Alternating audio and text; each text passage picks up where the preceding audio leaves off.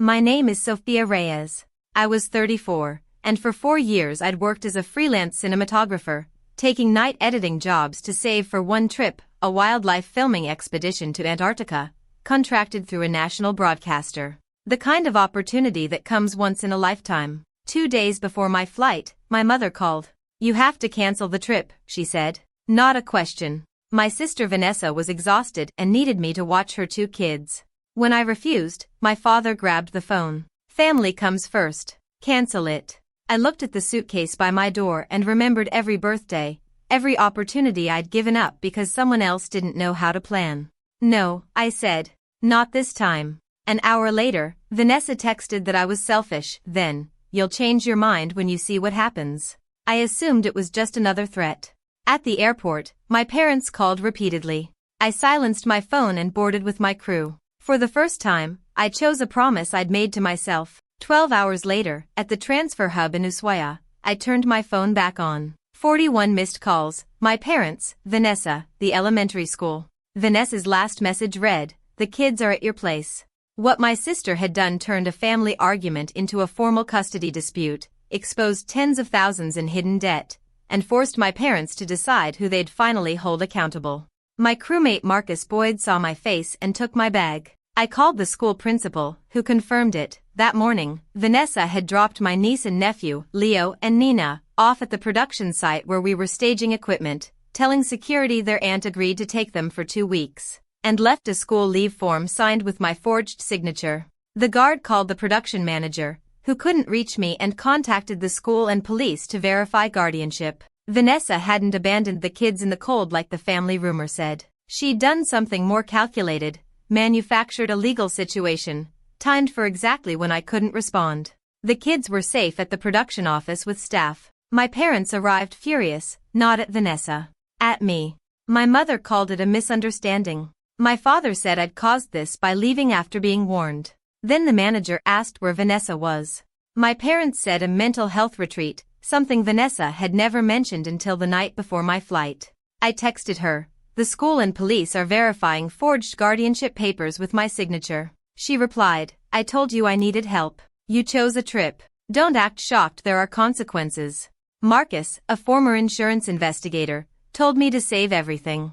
We downloaded the site's security footage, screenshotted every message, built a timeline, and sent it all to the family lawyer and the assigned child welfare caseworker. My mother called again. "Leo and Nina are terrified. Do you want them handed to strangers while you're off filming penguins?" That sentence was precise. For years, my parents turned Vanessa's failures into tests of my character. But this time the kids were safe and authorities were already involved. Going back wouldn't undo the abandonment, it would just teach Vanessa that a bigger crisis guarantees a bigger rescue. "I'm not coming home early," I said. "I'll cooperate, but I won't take responsibility for her decision." My father shouted that I was destroying the family. I hung up. The next morning, caseworker Renata Kwan called with something that changed everything. Vanessa owed over $60,000 on online gambling platforms. Renata asked if Vanessa had a history of disappearing, leaving the kids without notice, or misusing money meant for them. I thought of Leo holding Nina's hand at the office, and answered honestly. Vanessa had always created situations that looked accidental, borrowing my car and returning it empty, using my emergency credit card and calling the charges fraud, asking me to babysit for an hour and vanishing until morning. 3 months earlier, she'd claimed a promotion, posted photos from lavish parties, said her ex-husband Ryan had stopped paying child support, and asked me for $1,400 when Nina's preschool threatened to drop her. I sent it. She promised to repay within a month. Marcus and I found old messages between Vanessa and a friend group, synced to a shared device she'd forgotten to log out of. The truth unraveled fast. She'd been fired 18 days earlier for siphoning fake advance commissions into online betting. The retreat was actually an escape plan. She was preparing to move states with a man from a dating app, Derek Song, who promised to help her start over, on the condition she leave the kids behind. Sending them to me wasn't about lacking a sitter. It was the cleanest way to clear her path before disappearing. When I confronted my mother, she said I didn't know the whole story. "Pressure doesn't turn into forging my signature," I said. That night I found nearly $15,000 sent to Vanessa over 6 years, rent, tuition, medical expenses, plus a fundraiser she'd run claiming Nina needed treatment insurance wouldn't cover. It raised over $3,000. I called Ryan, whom Vanessa always described as unreliable. He was stunned, and Nina never needed special treatment. He'd been paying child support consistently, and Vanessa had refused his offer to keep the kids himself, insisting on a family program instead. Handing them to their father would have exposed her lie. From the research station in Antarctica, with a weak satellite signal, Ryan sent me screenshots from Vanessa's gambling group chat. "My sister will cave, she always does, just leave the kids there." Someone asked what if I still got on the plane. Vanessa answered, "Mom will make her come back." The calls, the lecture, the drop-off, all coordinated pressure. I sent the messages to Renata. Then a former coworker, Priya Nair, contacted me. Vanessa had pressured junior staff to approve fraudulent payments, then blamed accounting errors when the money vanished. Priya had proof Vanessa changed the payout information herself, plus photos of Vanessa and Derek celebrating the day the money disappeared, and a $5,000 financial guarantee form signed in my mother's name, 2 weeks after Vanessa was fired. When I confronted my mother, she denied it until I described the document, then admitted Vanessa had promised a bonus would cover it. There was no bonus. "Your father can't know," she whispered. "He will," I said. "Vanessa exposed you when she used your name to protect herself. He found out that evening through the brokerage's attorney." My mother had quietly pulled nearly $19,000 from their joint savings over 18 months to cover Vanessa's debts. Their marriage cracked. The brokerage's fraud statement went public. Derek vanished after his wife hired a lawyer. Vanessa's fresh start lasted less than 60 hours before she called me crying.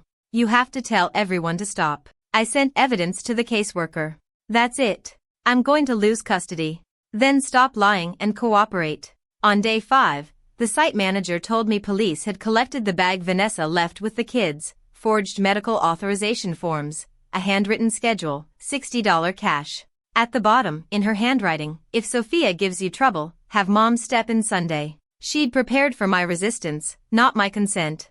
Marcus asked if I wanted to fly home. I considered it, but the kids were safe, and Ryan was completing an expedited process to become their temporary guardian. On a video call, Leo asked if I'd known they were coming. "No," I said. "None of this is your fault." Nina asked why I didn't come home immediately. I wanted to promise I'd always rescue them, but that promise would only feed the same broken system. "I love you," I told them, "but loving you doesn't mean pretending your mom made a safe choice." I spent the rest of the trip writing out my plan. No direct money, no surprise childcare, no access to my home, all support routed through Ryan or verified services. I reviewed my finances. What I'd given Vanessa over the years exceeded the entire cost of Antarctica. My father called before my flight home, his anger worn down to exhaustion. He admitted Vanessa had lied and asked why I hadn't warned him sooner. "I did," I said. "You told me I was judging her." He was silent. "You don't need to fix this," I told him. "Just stop covering for her." Leo and Nina were placed with Ryan before I even landed. Vanessa's last message read, "I hope Antarctica was worth ruining my life." I answered once, "It didn't ruin your life. It just stopped me from hiding what you did." My apartment looked the same, except the spare room, the one my family called the kids' room, sat empty, exactly as I'd left it. Vanessa showed up the next day, unannounced. I spoke through the camera instead of opening the door. She listed her consequences like things done to her: the investigation, Derek blocking her, the landlord's notice, friends who'd stopped speaking to her. She never mentioned the forgery, or dropping the kids off without asking. "What do you want?" I asked. "Tell the caseworker I'm a good mother." Was leaving them at my work site good parenting? "I thought you'd come back. I thought Mom would stop you." That was as close as she came to admitting the plan, and my camera caught it. I laid out my boundaries. She called me a corporation. She cried, asked if I cared whether she became homeless. I gave her a housing counselor's number. She swatted it away. She didn't want resources, she wanted the consequences erased. My parents arrived 10 minutes later. My mother asked me to let Vanessa stay in my spare room. "No," I said. "She has options, a counselor, a friend, the temporary housing program." "It has strict rules," Vanessa snapped. "Exactly. This time my father didn't order me to give in." Vanessa shouted that everyone had chosen me, then let it slip. "You promised Sophia would cancel the trip. You said she always caves." My mother stared at her. "You told me the kids had a sitter that morning." Until then, she'd believed it was impulsive. Vanessa had lied to her too. "You used us," my mother whispered. Vanessa left for a motel. The next morning, she entered a temporary housing program requiring job applications, counseling, and accountability meetings. Over the next 3 months, Vanessa signed a repayment agreement, faced fraud proceedings, and the child welfare plan required parenting classes, evaluation, stable housing, and verified work before regaining unsupervised custody. She treated it all as an insult at first, missed appointments, then finally began showing up, finding part-time warehouse work, far less glamorous, but documented. My parents paid their own price. My father postponed retirement to rebuild their savings. My mother started therapy after realizing how often she'd confused rescuing Vanessa with loving her. I refused to mediate their marriage. 3 months after the site incident, during a supervised visit, Vanessa admitted, "I left them there because I thought you'd fix it. I believed Mom and Dad could force you back." Not a full apology, but finally the truth. "I hope you understand why I won't be that person anymore," I said. She nodded. Whether she understood mattered less than whether her behavior changed. 6 months later, my documentary footage aired, Emperor Penguins Surviving a Brutal Winter. I thought about the difference between actually surviving something and just pretending everything was fine. Vanessa moved into a small apartment near Ryan's, sold off her expensive belongings, gave back the leased car, and put her income toward debt. Her life got smaller, less polished, more honest. She didn't lose everything, and shouldn't have. The goal was never to erase her life, just to stop her from shifting the cost of her decisions onto everyone else. Our relationship stayed limited. She tested my boundaries occasionally, once asking for $300 for a late bill. I offered to pay the provider directly if the kids were with her, and she withdrew the request. Another time she asked me to watch the kids for a training course that, Ryan later discovered, didn't exist. I said no. Change is rarely one dramatic moment. A boundary only means something once it survives guilt, tears, and temporary improvement. My father eventually apologized for blaming me, admitting he'd used family first to end hard conversations instead of asking whether the family was being fair. My mother said she'd feared holding Vanessa accountable would push her away. I told her protecting Vanessa was exactly what had pushed me away. A year later, I hung a photo from Antarctica in my hallway, Marcus and me on an ice shelf, jackets zipped against the wind. Not proof I'd chosen a trip over 2 kids. Proof I'd stopped letting manufactured crises run my life. That trip represented every ordinary promise I'd broken to myself over the years, because my family treated my time as shared property. Boarding that plane didn't make me selfish. It was the first time I recognized my own future deserved protection too. The lesson isn't to abandon family when life gets hard. Healthy families help each other through real emergencies. But help becomes harmful when it repeatedly shields a capable adult from consequences they created. Real love asks hard questions. Is this solving a temporary problem or maintaining a permanent pattern?